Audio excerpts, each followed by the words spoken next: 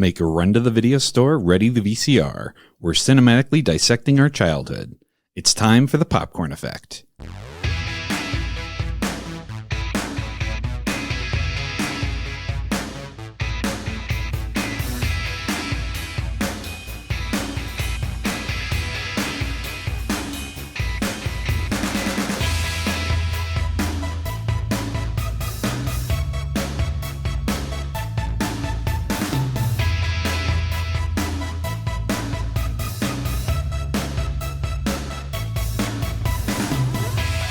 Greetings, I'm Jon. I'm Nicki. And on this episode, we're going to scrutinize Cujo to see if it was worth not vaccinating your pet. Nicki, can you give us the box office rundown on the pick this week? Okay, this week we watched Cujo, rated R. Oh, yes, it's rated R. Indeedy. It released August 12th, 1983. Has a runtime of 93 minutes. Yeah, it's a shorter one. So it was starring Danny Pintaro, which Okay. most people will know him as the little boy from Who's the Boss. Is that the boy? Yes, that's him. Wow, I had no idea. I think maybe this was his first role. Really? Yeah, he was so little. Yes, very little. So Who's the Boss? That's that kid. Dee Wallace, Daniel Hugh Kelly, Christopher Stone, Ed Lautner, and then sadly, I can't give any shout out for the dog who played Cujo because 5 dogs played Cujo. 5 dogs played Cujo? Wow. Yeah. Well, I guess that's good. Working with dogs is not easy, from what I've heard. I guess, and also given what they had to train them to do. Yeah, most definitely. Trying to train one dog to do all that might be difficult. Oh, yeah. But also there were times it kind of pulled me out of the movie because I knew that. Yeah. I was like, that's a different dog than the last scene. Most of these dogs are between the ages of like 5 and 13, and you don't want to pull them out of school. So, you know. What in the fuck are you talking about? You don't want to pull them out of school for the acting. Okay, as a dog person, my brain, you know where my brain went? Where'd it go?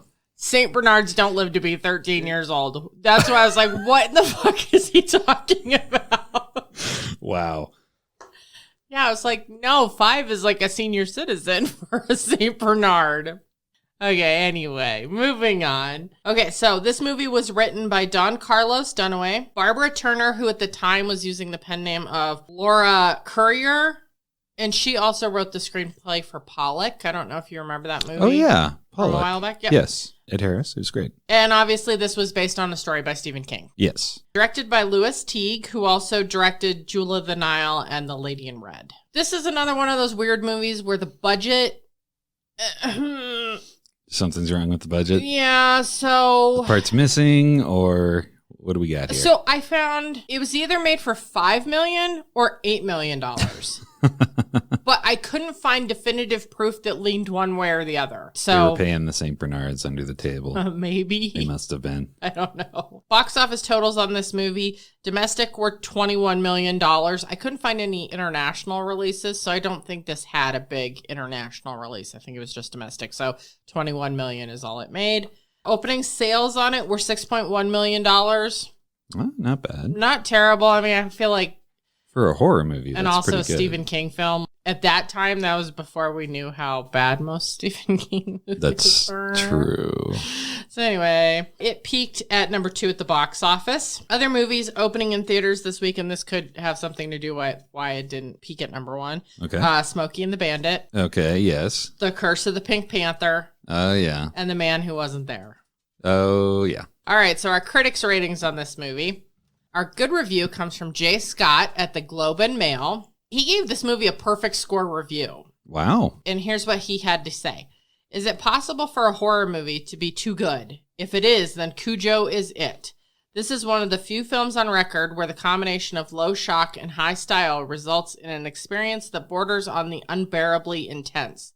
The movie is spectacularly well made, but it's nearly unwatchable. That's very good praise, but the whole nearly unwatchable, I know what he means by that. I'm sure the PR people for Cujo were like, son of a bitch. Don't say that. That's the, when they put little review tags on movie posters, it's Yeah. nearly unwatchable. Yeah. All right. As per usual, our middle of the road comes from TV Guide. Because of course it does. Of course. We got to get TV Guide in here somewhere. Cujo is a disappointing effort from director Louis Teague. It suffers from universally unsympathetic characters, and the dog is just not scary enough to maintain any interest.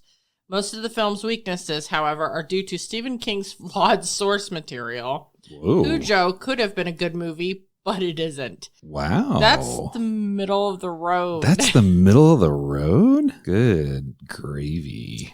What's the bad review? I got to hear. All right. Bad review comes from Variety. Although well made, this screen adaptation of Stephen King's Cujo emerges as a dull, uneventful entry in the horror genre.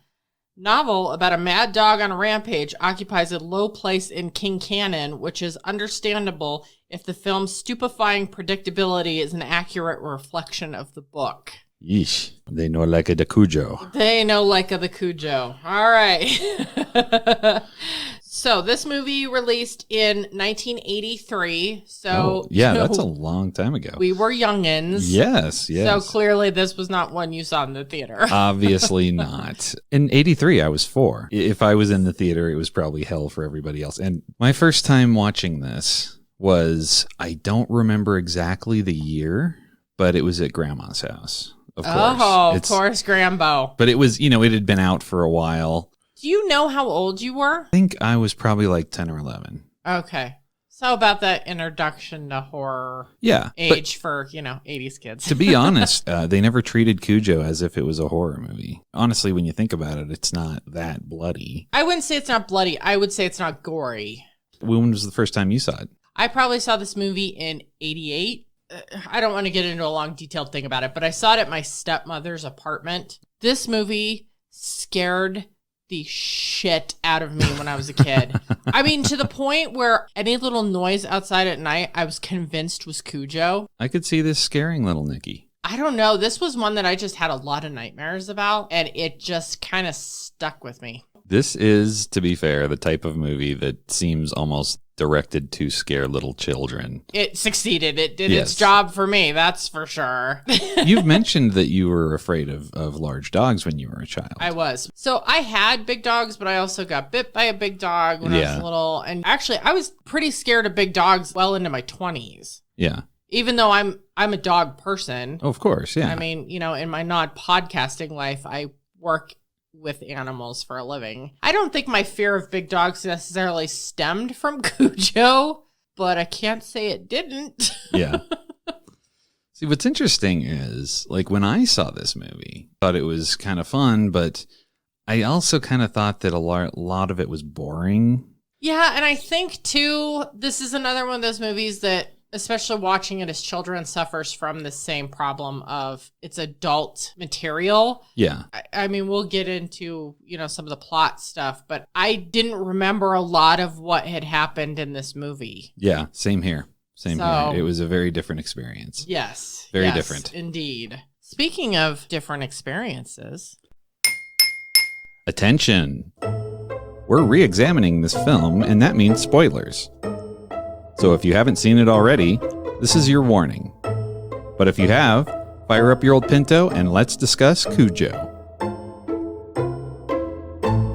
Okay. All right. Housekeeping out the way. Always good to get it out. You betcha. All right. I'll give a quick little synopsis of this film. Very nice of you. Yeah. A friendly St. Bernard contracts rabies and rains terror on a small town. Wait a second. Where'd that synopsis come from? IMDb. Wow. They don't mess around. They don't get wordy. They don't get florally with their descriptions. They're just like, here is what this movie is. Well, at least they said it was a friendly dog. That's true. They did. But See? they're also incorrect in the fact that he rains terror on an American town. Really, he really doesn't. It's just kind of a front yard. On his own farm.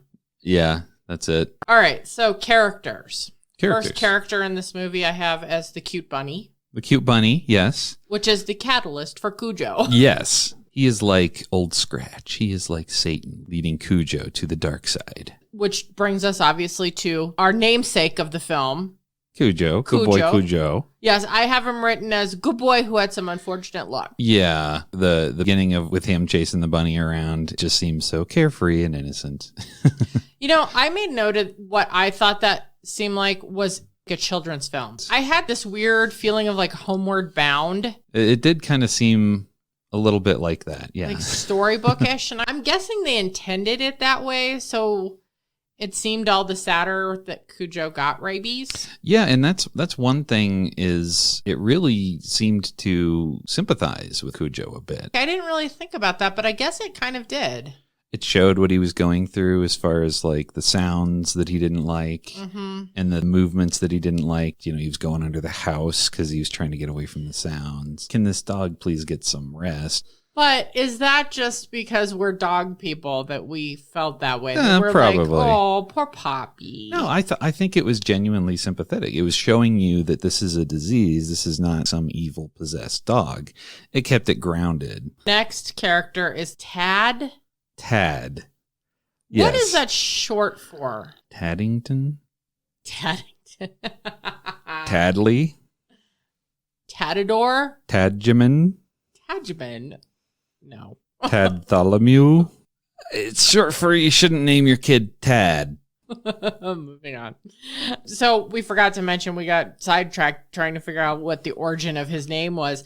Tad is the little boy. Yes. In the movie. And he's how old would you say he's supposed to be? I think 5 or 6. Like little. Yeah, he's very little kid. I think 5 at most. So I have him just written down as he's afraid of monsters in his closet. Yes, very much so. I had to write down a note here. Where is his mom? He's little enough he should be being tucked into bed. Yeah. Not having to chariots of fire that shit across the room after turning off his own light. That was a great scene, by the way. It was a good scene, but it also didn't necessarily make sense. 4-year-olds don't tuck themselves into bed. That's all I'm saying. Yeah, it's true. That's true. Well, I don't know. Maybe his mom was preoccupied with other things. Yeah. I'm going to say no. No? If we didn't find out what we did about her later in the film, I'd say I'd give you that one. But no. No? No. No. Okay, so mom is, I think her name was Donna. I think so, but it was never confirmed for me. I should have paid attention during the credits, but I didn't. I didn't either. But they said her name like a couple times, but it was always, hey. Yeah, exactly. So I have her listed as a demure woman. Yes. Who, we've already mentioned spoilers, so yes, this is on you. Oh, yeah. She's having an affair. Oh, yeah. Wow, chicka, wow, wow. Yeah, buddy. Her affair doesn't strike me as anything other than bored housewife syndrome. No, that's all it seems to me. Because her husband doesn't seem like a massive piece of shit. No, he actually seems like probably the most sympathetic character in this movie. Yeah. Aside from Cujo. She just seemed kind of bored with her life. Maybe she just really liked waking up to a trombone. Yeah. Because that, I'm telling you, that will drop the panties right there. Ask any band geek. Oh, They'll yeah. tell ya. Oh, They'll totally. tell ya. Trombone. You betch. Ooh, that's the way you start your morning. So the person she's cheating on is the father of her son, whose name is Vic, which we didn't find out until 40 minutes into the film Yeah. what his name was. Yeah, they weren't too big on the names. This is not a Lost Boys Michael every 5 seconds. This was a, who's that? Who are we talking to? So Vic is an ad executive who we learn very early in the film created a successful ad campaign with a character named The Professor. The professor who examines cereal. I have it that he peddles cereal made by the Sharp Company. Yeah, not the and best apparently the cereal that the professor is peddling gives kids bright red shits. Yes. Thanks to the red food coloring. No, it was pink, they said. I thought they said it was red shits. What they said is they were peeing and vomiting pink. Which, it's like, what makes you do that? That's pretty bad. Right? Like vomiting, diarrhea, kind of hand in hand if you've got food poisoning or the flu or something. But peeing and vomiting? Yeah, and I was thinking... That sounds like a kidney problem. It's funny, because like they were talking about this, and they were like, oh, this is devastating for our company. And I'm like, It's not a problem for his company. He's just the ad dude. No, it's ridiculous because the thing is the company blames them Which because makes no sense. they came up with the idea of the professor, and the professor was saying, I see nothing wrong here.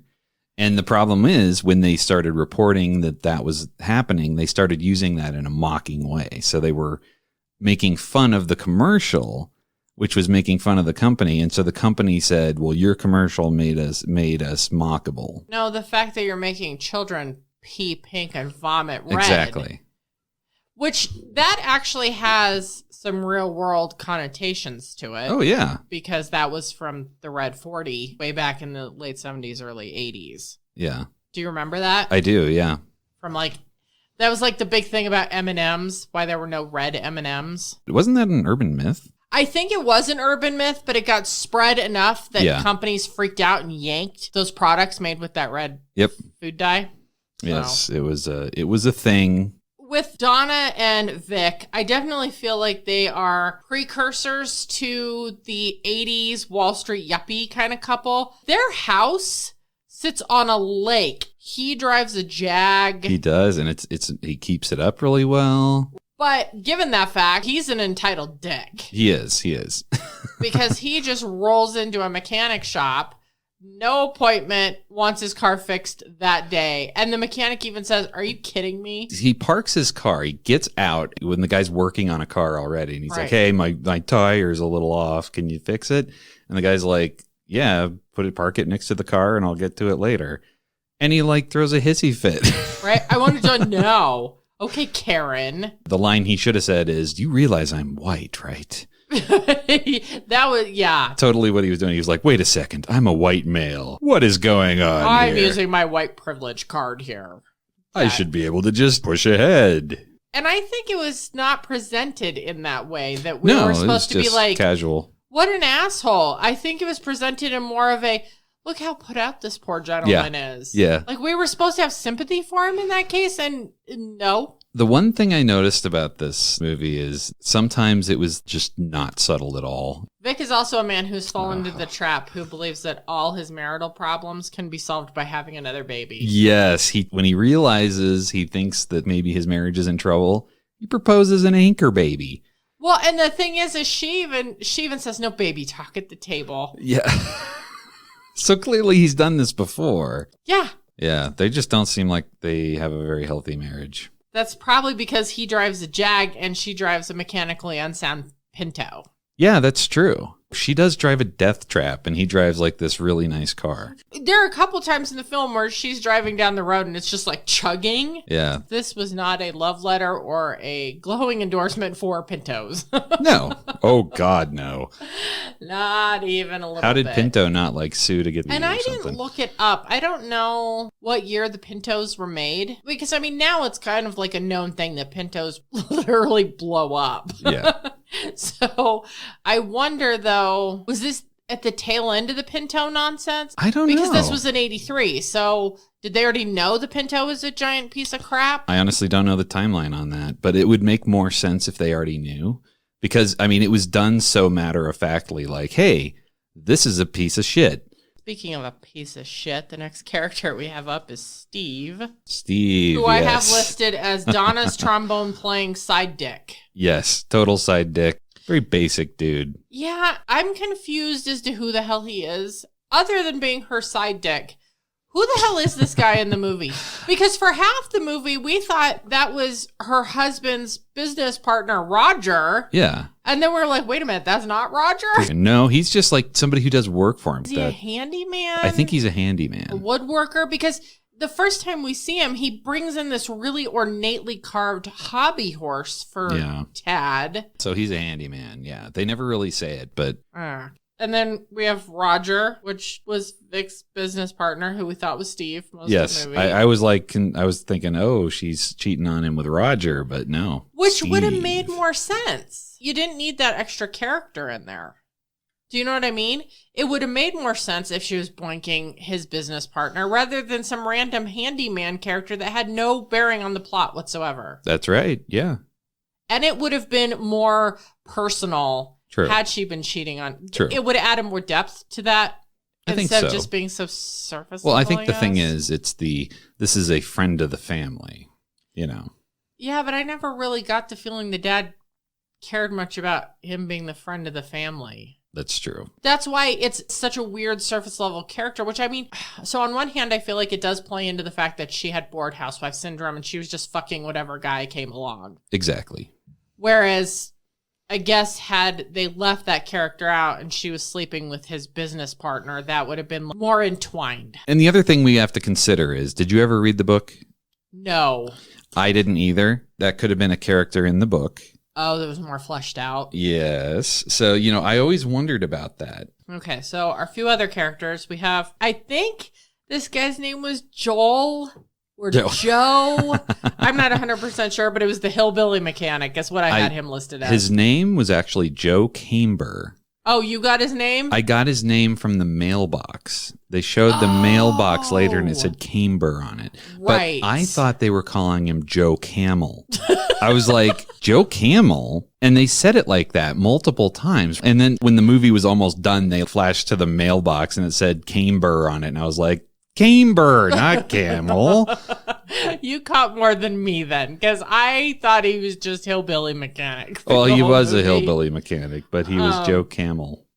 So I just have him as, you know, a good mechanic who came highly recommended by the mailman. Yes. The mailman's really responsible for all this mess. He is. Civil suit. Yep. Yep. Otherwise, Cujo would have killed Joe Camel and just hung out at the house himself until the mailman came. Till the mailman came. That's right. So then we have hillbilly wife. Did she ever have a name? I don't believe so. I don't think he lets her have a name. Was there some battered wife thing yeah. going on there? Is that what that was hinted at? Early 80s, we're going to hint at it, but not come right out and say it. Very because much so. She, all of a sudden, out of nowhere, says she won the lottery. Yep. And then she's basically using that as a bargaining chip so that her and her son only can go to her sister's house. And you can see her when she's packing. She's taking photos and stuff. So the last character I have to round out this bunch is the hillbilly kid. Yes. I don't remember what his name was. Brett. I think it was Brett. Yeah. Definitely concerned about his dog. He finds Cujo out in the fog one morning, and Cujo's acting kind of not right in the head. Yes. And that was a very sad scene, though. Like, poor Cujo. He was trying to fight the disease at that point, and he didn't hurt his boy. And I said he was a very good boy for that. He was a good boy. He did not hurt his boy. During that scene, it was very spectacular visually, which really is kind of the standard for this film. I mean, the visuals. What did you think? I thought that was visually really well done. I just felt like the fog was a little too heavy, too thick. Again, there were times where it doesn't go subtle. But aside from that, like, what did you think about some of the other visuals? Well, we had touched a little bit on the opening scene with Cujo chasing the rabbit. Yes. I thought that was filmed well. Oh, yeah, yeah. Definitely had a different feel to the rest of the movie, which I think was intentional because... Yes, it was lighter. That was when Cujo was still himself, I guess. Yeah, it was lighter in tone, and it was a very good job of showing, not telling. You know, because they could have said, oh, yes, this dog just came in, he was chasing rabbits, and he got bit by a bat, you know? Right. Instead, they showed it. The only thing I didn't 100% love about that, you know, nowadays you see at the end of films, no animals were harmed in making this film. Yes. I'm thinking some rabbits were harmed in the making of this film. Oh, really? If nothing else, the heart rate on those poor bunny rabbits being chased by a St. Bernard. That was not camera trickery. Yeah. That dog was chasing that rabbit. Yeah. Well, I remember there was a time later in the movie where the dog's on top of the roof of the car and he puts his snout like in the window and then he like kind of falls off the car. He didn't seem to get hurt, but that definitely did put him in a dangerous situation where he could have been hurt. There were quite a few scenes like that where I was like, oh, God, that dog really fell. Like, he actually fell. It wasn't, ooh, we panned away quick and made you think he fell. No, you watched the dog slam onto the ground. Yeah. Oh, I don't like that. Yeah. Yeah. Well, it was the 80s and all of that, unfortunately. But I mean, at least, like, they didn't run him off a cliff. That's true. The 5 dogs that were used for this were really good actors, I think. At least they utilized them very well. But like there was one scene that you saw where he started wagging his tail before he went in for the kill. Yeah, when that happened, I started laughing so hard because I was like, oh, look, he's a good boy. And even though, it was funny and I laughed too, it made me think that is a neurological disease. That could actually be the case. Right. Because when I was a kid, I got bit by a dog in the face that was wagging its tail at me. Because it had neurological problems. So that like kind of rang true for me. I was like, that doesn't mean nothing to me. So another thing with visuals, anytime there's family stuff going on, there was a lot of soft focus. Oh, yeah. That is true. That very like fluffy, yeah, very Lifetime movie. It was a little Hallmarky. Which probably back then was not necessarily a cliche that it is today. True. And probably, given that it's a horror film, still not necessarily cliche, but I'm not 100% sure that it worked. Yeah. Yeah.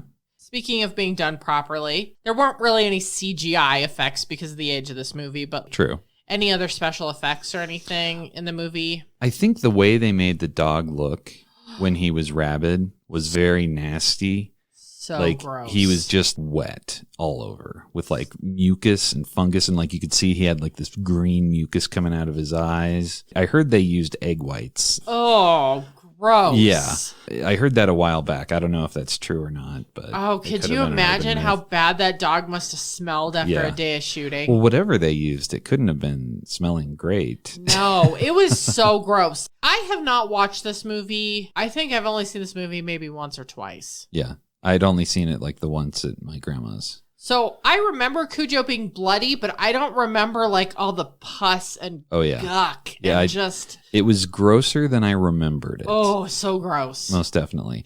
But I also liked that they showed that this was his transition, that he transitioned from Cujo, the nice dog, to this confused, angry, honestly, wild animal.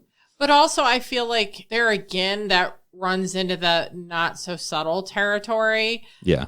Because one of my notes was apparently rabies makes you really dirty. I think it was implied that he was living in the woods, which is why he was so muddy. You mean muddy like the plot of this film?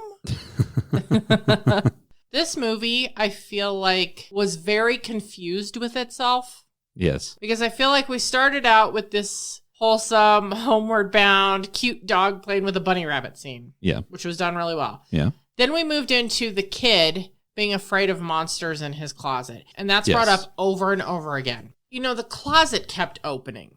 Yeah. We kept really hyper focusing on the closet opening and the kid being scared of the monsters in the closet.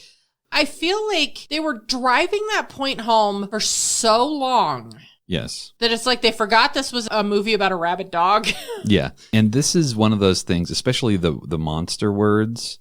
Yeah. That makes me think that was probably more prevalent in the books. If I went into this movie not knowing the title, not knowing a synopsis, for the first 40 minutes of this film, I would think that this was a film about a kid who's scared of monsters in his closet.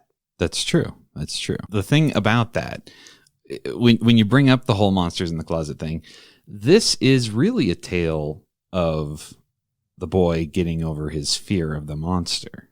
And I could actually see this being kind of the foundation for Stephen King's premise, especially with the monster words. But why the dog? Well, it's a real life monster in a way. You're telling me after the Cujo experience, this kid's going to have no fear of monsters again? That's kind of what I'm gathering from this, yes. Absolutely fucking not. Well, that kid is traumatized for life. True. And probably have an aversion to dogs. Most likely become a heroin addict. Just saying. Part of the thing is, I normally complain about lack of character development in movies. Yes. And I feel like this movie had too much. I could see that. Because it dragged. It does drag a little bit. I did have that in my notes. We don't even have Cujo doing anything for the first 50 minutes of the film. It's an hour and a half movie. Yeah, it did go on a little bit too long. It really relied on you caring about this family and the marriage and all that. But I would have to agree with whatever one of the reviewers said there, that they're not really sympathetic characters. No. Well, the mom, she cheats on her husband for really no reason. Well, and she she also says, I just want you to know it's over. Yeah. Like he's supposed to go, okay, I forgive you then. And also, I gotta say, even though eventually it does make sense, when they first meet Cujo, Cujo's fine. She's so dog phobic about it. It's ridiculous how she acts. Hyper protective of, well, and here's what's stupid about that too, is that she sees Cujo coming and there's this tension. She's like, yes. And then runs to grab her child. And it's like Cujo's looking all smiley and happy. She picks him up and then she's, oh, that big dog. And not 2 seconds later, she sets her kid down and he's petting Cujo and she lets her kid stick his face right against Cujo's. That's how children get bit in the face. Well, it's the 80s. That's how it happens. Here's the problem, John. That's not the 80s. As somebody who works in the dog industry, I can tell you parents still today do this. And then what pisses me off is the dog gets blamed. Yeah. I have a thing that I say all the time. Teach your children to be dog savvy. Yes. I'm just going to leave it at that because if I get going on it, this will turn into a different subject. It'll be a different podcast. A podcast for another time. Speaking of time, there's some weird time jumps in this movie. So I get while Cujo's attacking them that there's 2.5 days-ish. Roughly, yes. That passes there. But for the beginning of the movie, how much time is supposed to be passing there? Because at one point he's going to school. Yes. And then after the dad finds out about the affair, he goes to pick the kid up and he says, how's summer camp, buddy? That's true. That was a little confusing to me. I think it must have taken place over a long period of time. They didn't really convey that very well. No, it seems like it was over the span of a couple days that lead up to the couple days in the car at the Cujo farm. Yeah. It seems like that, but given the fact that the kid was in school and then he was at summer camp makes me think there was supposed to be a couple months going on there. I think so, yeah. Come to think of it, you're right. Which, I mean, it's fine if it was over the span of a few days. I mean, there's nothing that happened there that you wouldn't go, that's fully plausible in the span of a few days in the life of a family. I think where it got screwed up was the whole how's summer camp, buddy. You pluck that out and it's fine. Yeah, that confused me. I was like, summer camp? And then I just said, forget about it. They'll never talk about it again. And they didn't. What I wonder, again, is if this is book adaptation to film problems. That's what I wonder as well. Yeah. They seemed to kind of go with this structure where they had these two plot lines. One was the basic plot line that gets them to the house, where they have their ultimate issue with the dog. The main plot of the movie is very basic. And then there's the subplot, which is the whole affair. That is just to build character, it shows. Yeah. And it works in some areas. I think it works well for the kid, and it works well for showing that the mom is flawed and that the dad is, having a hard time. And it works to separate them in the plot, but it doesn't seem very necessary to me. And again, one of those things that I think is much better fleshed out in the book. That's the problem you run into with adaptations, is that in the novelization of this story, that probably all made sense and flowed well. Yeah. In the case of the movie, it should have been more intertwined. Yeah. Do you know what I mean? Where it seemed like we had two plot lines running parallel, that even though Cujo crosses over there, I still feel like it still continues to run kind of parallel. Yeah. Like the dad doesn't intersect until the very final scene. True. So his whole storyline of his ad agency or whatever, that shenanigans, really had no bearing on anything else. No, it didn't. Not even on his family, really, other than the fact that he just wasn't there when they went to go drop the car off. It was off. just creating the perfect storm for him to not be around. Yeah. I think the problem that you run into so often with novel adaptations is that the screenwriters hyper-focus on the wrong details. Yes. Like I was saying with the house summer camp, buddy. Mm-hmm. That's a line that did not even need to be in there. No, it didn't. All it did is confuse the plot. Yeah. Dad could have just come to pick the kid up from school. I'm willing to bet, and book readers, please tell me if I'm correct here, that I think that there's probably a big journey with this child trying to be at summer camp with being in the dark and all of that. Like, I could see something like that being a larger plot point in the book. Yeah, that's largely I think we need to both here. read this book and then talk about that. I think maybe we should have done that before we're recording this podcast and rewatching the movie. But this podcast is not about novels. It's about being flawed. It's about our flawed childhood. So, speaking of the dad not being present, there's a weird scene where it's right after she gets attacked by Cujo in the car and she's been bitten, and he wakes up all in a panic, like he had that vision or dream that he did. Because then he is like, I gotta go, I gotta get back home, whatever. I don't think it was meant to come off that way. Yes, that but he was having a vision. I think it was just a weird editing issue there. Yeah, but the way they edited it made him look like he had a vision. Yes, that awoke him and then made him go there, in detriment to his situation financially. But in that sense, if we were meant to think from the filmmakers that he had a vision of his wife being attacked by a dog or whatever in a car, he just went home. Yeah. And it took him another full day to realize, hey, maybe she drove the car out to the hillbilly farm. Mm-hmm. So it didn't work.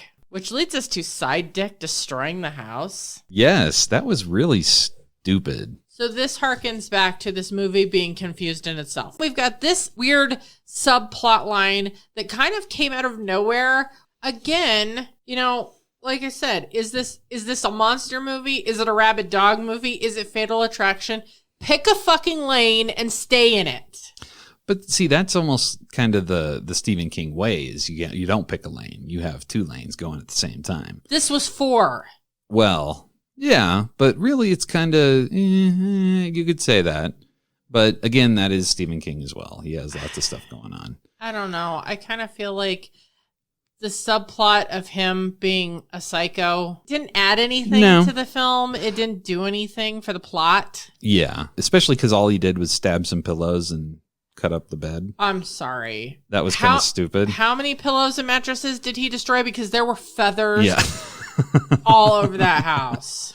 He brought his own pillows too. Right? He just loaded a truck up and just started shredding them in their house. Shred pillows in your house. And it's like, what a bitch move. I mean, I hate to say it that way, but like, oh yeah, that'll show her. But see, there again, there was no plot development in that he had a psycho streak. No.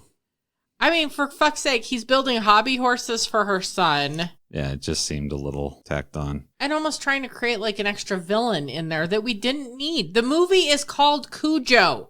Can we just have more scenes of Cujo? That's what the movie's supposed to be about. Again, maybe that's something more from the book. Could be. Maybe. See, I was thinking Steve would get killed. I thought he was going to come over and get killed. He should have. That would have made more sense than him being some weird rando stalker villain guy. Yeah.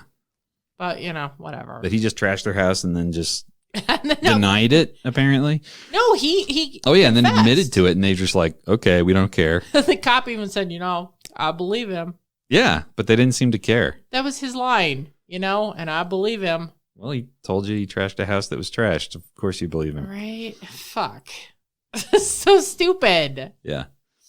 I feel like they did the symptoms of rabies really well. Yes, that is one thing that I felt, even as a young kid seeing it, I felt like I learned a lot. But that said, I also felt like Cujo maybe had a little bit too much malevolent sentience. Oh, yes, of course. Like when he sees the cop driving up the driveway, he like perks his head up.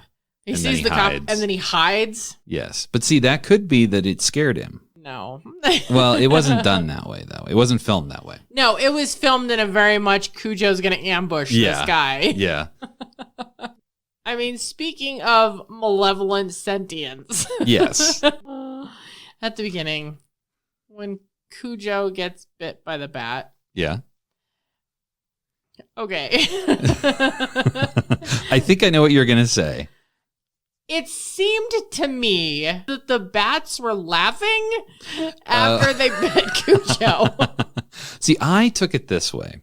I took it as they still gave them kind of sentience, but okay, when Cujo pushed his head through and was barking at the rabbit, Right. That was bothering the bats. Well, yes. And the bats were screeching because of that. I took it as they were they kept being bothered. Right. And that's what they were doing, is they were just screeching. No, I'm not talking about that part. Yeah. I'm talking about the part that after Cujo gets bit, and he like yipes and he shakes the bat off, then they do all these close-ups on bats, and it's like they're going, you see their like little fangs, and I know it's just the way bats are. Like they're chortling about their deeds towards Cujo. I don't know. To me, it had this weird Muppet malevolence to it where they were like,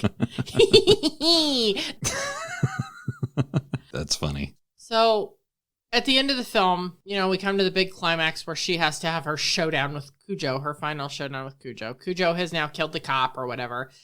And she's trying to get to the house to get to the phone. She uses a baseball bat that she breaks in half, hitting Cujo, which I don't know how many blows to the head a St. Bernard can take with a baseball bat. That's not really something I would want to find out. But she hit him enough to break the bat. Yeah. And then she ends up stabbing him with like in the chest or torso. So then she gets her kid out of the car and takes him in the house because the kid's basically dead. Of course, we have to get the final jump scare. Cujo's not dead. He's still living, and he comes jumping through the window. He crashes through, and she shoots him off screen. So we don't get to see him die, which is good. That's fine by me. Because, I think most people wouldn't want to see dogs die. Even non-dog people don't want to see dogs die on screen. No, even if he's rabid. Because again, I think, like you said before, they were sympathetic to Cujo. Mm-hmm. It wasn't his fault. He wasn't a bad dog. No. It's not one of those monster movies where you're like rooting for the monster to get shot and die. The monster is rabies itself. It is. And by the way, that also made me think, the mom got bit. She did. A lot of time passed after that. So I was curious about that because I looked that up. And I don't know exactly what the protocol is for having to get vaccinated against rabies after you've been exposed. Although I have been through that myself. Yes. 26 shots. Loads of fucking fun. 0 out of 10. Do not recommend. Yes. But exposure from rabies, I saw, could be anywhere from a few days up to 2 years before you start showing symptoms. Oh, wow. So I don't know, because she's gone at least a full day since he bit her before anybody comes to help them. Yeah. If it would already be too late for her. Well, I don't know. Yeah. And we don't learn that because the movie ends fucking abruptly. It just frickin' ends. It just ends. Like right after Cujo dies, she gets out of the house. Her husband's there. And it fucking ends. He just rolled up to the house. And it was like freeze frame, like Night Court kind of thing where he walks up, she hands him the kid, and that's it. And then it goes fade to black. There you go. When it ended, we both looked at each other and went, what? Yeah. It's like, I think I was too startled with the ending to look up what the mom's name was. I don't know. Like on one hand, it kind of jerked you out of it because it was like, oh, okay, I guess the movie's over. But on the other hand, at least we didn't get the obligatory bullshit that you usually get at the end of a horror movie where like the ambulance is there and it's taking them away and somebody's leaning over and this dog's still alive. I did feel that was very bittersweet because it was like it saved us the prologue bullshit. Right. And we didn't have to do that, which is usually sappy. Everyone got happy and everything was wonderful after their marriage is magically fixed. Yep. Oh, yeah. That fixed their marriage like that. Better than a baby. Oh, yeah. Better than an anchor baby. Way better than an anchor baby. Yep. So what would you say you would have ranked this when you first saw it? See, here, this one's a hard ranking for me because as a 10-year-old and how bad this scared me, 0 stars. Yeah. Worst movie ever. Yeah. But also, given the fact that it scared me that bad, kind of have to give it 5 stars. Okay. So you would go with 5 stars. 5 to 0, 5-ish, sometimes 0-ish in others. Yeah, I don't know. Okay, I really don't know that. how I would rank this as a kid. Okay. Because it scared me to the point that I didn't rewatch it. Yeah. Now, I think I'd give this a 3. Really? I found it really boring, actually. It just moved too slow. Okay.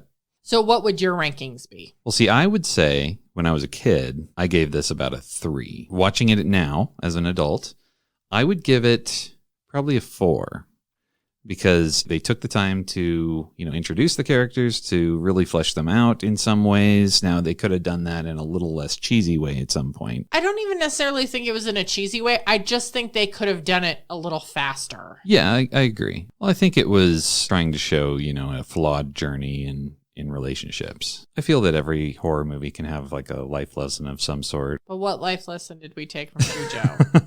Sometimes when you're in a relationship and someone cheats, it's hard, especially when there's a kid involved. Did we need a rabid dog to tell us that? Yes.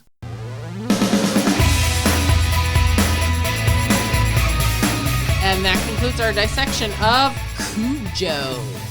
Thanks for listening. If you'd like to hear more, please consider leaving us a review wherever you listen to the show and tune in next time. Meanwhile, you can check us out on Twitter where we are @PopcornEffect.